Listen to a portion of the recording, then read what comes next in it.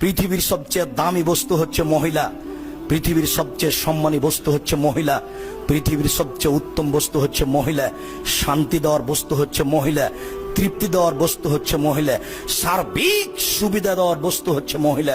মহিলাই সারাদিন রান্না বান্না করার পরে কারেন্ট না থাকলে আপনাকে বাতাস পাখাতে এক হাতে বাতাস করে আর এক হাতে খাদ্য পানি আপনার মুখে তুলে দেয়। এই হলো মহিলা। মহিলাকে আপনি চিনেন, মাথায় গোবর আছে, এই জন্য আপনি তাকে চাকরি করতে পাঠিয়েছেন। ও চাকরি করতে যাবে কেন?